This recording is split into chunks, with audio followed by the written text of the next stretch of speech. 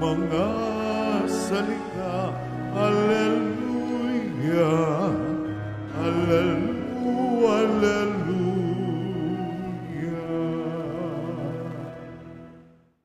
Sumainyo ang Panginoon. At sumaiyo rin. Ang mabuting balita ng Panginoon ayon kay San Marcos. Papuri sa iyo. Noong panahong iyon, bumalik si Jesus sa Capernaum at kumalat ang balitang siya'y nasa kanyang tahanan. Kaya't nagkatipon ang napakaraming tao. Ano pat, wala nang matayuan kahit sa labas ng pintuan. Samantalang nangangaral si Jesus, may idinating na isang paralitikong dala ng 4 katao. Hindi nila ito mailapit kay Jesus dahil sa dami ng tao, kaya't binakbak nila ang bubong sa tapat niya at inihugos ang paralitikong nakaratay sa kanyang higaan.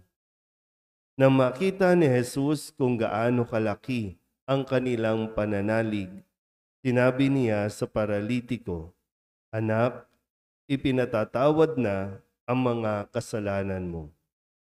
May nakaupo roong ilang iskriba na nagsaloob ng ganito, "Bakit nagsasalita ng ganito ang taong ito?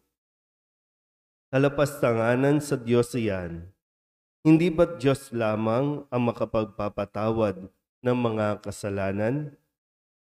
Talos ni Jesus ang kanilang iniisip, kaya't sinabi niya, "Bakit kayo nagsasaloob ng ganyan?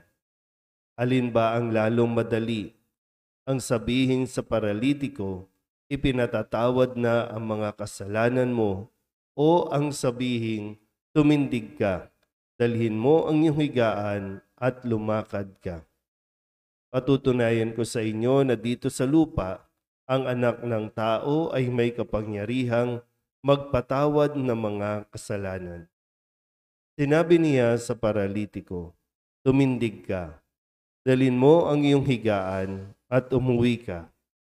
Tumindig naman ang paralitiko, pinuhat ang kanyang higaan at umalis na nakikita ng lahat.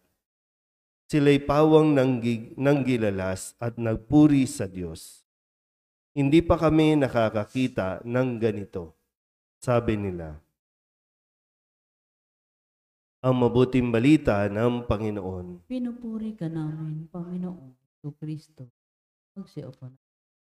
Isang mapagpalang umaga po sa inyong lahat. Ngayon po ay Biyernes ng unang linggo sa karaniwang panahon. Sa umagang ito, isang aral muli ang ating pong dapat na matutunan mula sa kwento ng isang paralitiko na dinala ng kanyang mga kaibigan o pwedeng mag-anak na talagang gumawa ng paraan para mailapit siya kay Jesus. Yung effort na iakyat siya sa bubungan, butasan yung bubungan para maidaan doon yung kaibigan nilang paralitiko, at nang makita ni Jesus ay agad niyang sinabing pinatatawad na ang kanyang kasalanan. Sa kabila nun ay, kumbaga, sa tulong ng mga pananampalataya ng mga tao na mailapit siya sa ating pong Panginoon. Pero dalawang bagay po, no? Una ay yung sinabi ni Jesus na pagkakita pa lang sa kanya, ang sabi, pinatatawad na ang iyong kasalanan. Saka pa lamang sa bandang dulo na sinabing, tumindig ka, dalhin mo ang iyong higaan. Yung kagalingang espiritual, kasunod niyan ay kagalingang pisikal.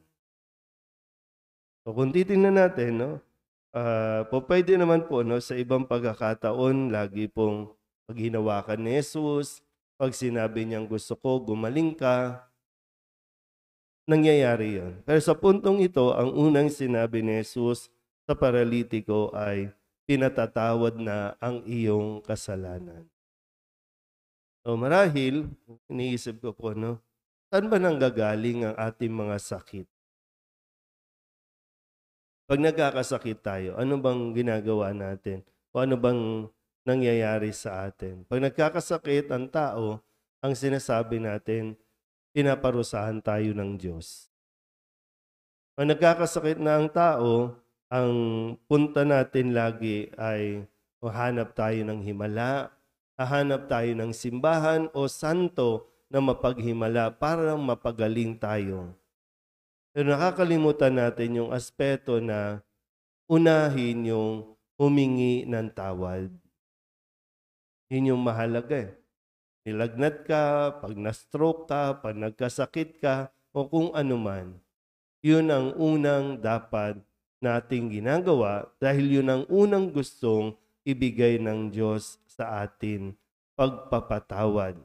Kaya nagkakasakit ang tao o kaya nagkasakit, isipin po natin dahil sa kasalanan. Maliban na lamang kung napagtripan ka ng demonyo at binigyan ka ng kung anumang sakit. Pero ito, sa puntong ito, dahil nga sinabi ni Jesus, pinatatawad na ang iyong kasalanan, ina-assume ko lang na baka dahil sa kasalanan, kaya siya na-stroke. Sige nga po, tinan ninyo. Bakit tayo nagkaroon ng mga, ano ba yung tawag dyan? High blood, alta presyon. Saan nanggaling yan? Isip. Kala nyo, wala lang, Di natin pinagtuunan ng pansin. Pero lahat yan ay dahil sa kasalanan. Yung galit mo, ngit-ngit mo na iniipon mo sa dibdib mo, toxic lahat ng mga ganyan na nagkakaroon ng pagkakasala. Bakit nagkaroon ng mga breast cancer, ng mga ovary cancer o kung anumang cancer sa kababaihan?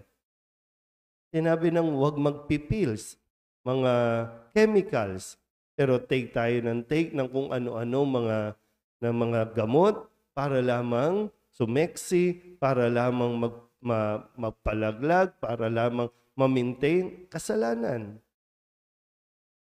Bakit nagkakaroon ng mga heart attack sa mga kalalakihan? Bakit may mga kung anumang mga sakit? Dahil sa inom, dahil sa bisyo, sa pagmamalabis sa katawan, dahil sa kasalanan.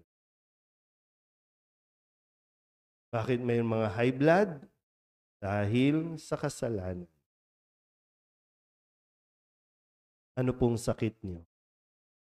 Kayo po na may mga sakit ngayon, ano ang sakit niyo? Isipin niyo mabuti. Kasi baka lang, minsan may pagkakataon pa tayo, binibigyan pa tayo ng pagkakataon na makahingi ng tawad o humingi ng tawad. Dahil lagi naman pong handa ang Diyos na magbigay ng pagpapatawad.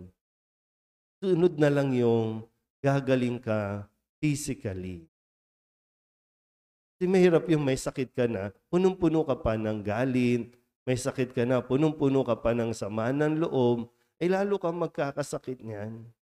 Hindi ka gagaling yan.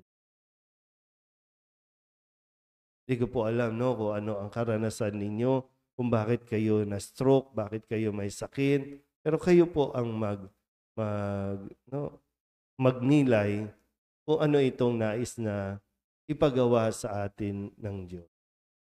Gusto nating gumaling physically, simulan muna natin sa ating kalooban, pagaanin mo ang iyong kalooban.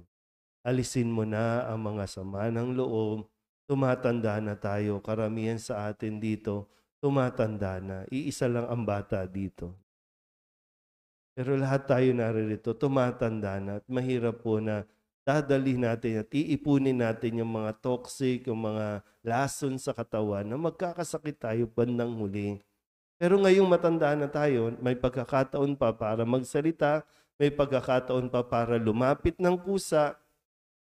Huwag na nating hintayin maparalyze tayo at pipilitin tayong ilapit kay Jesus. Mabuti nga kung merong mga katulad ng mga kaibigan tong paralitiko na inilapit siya kay Jesus.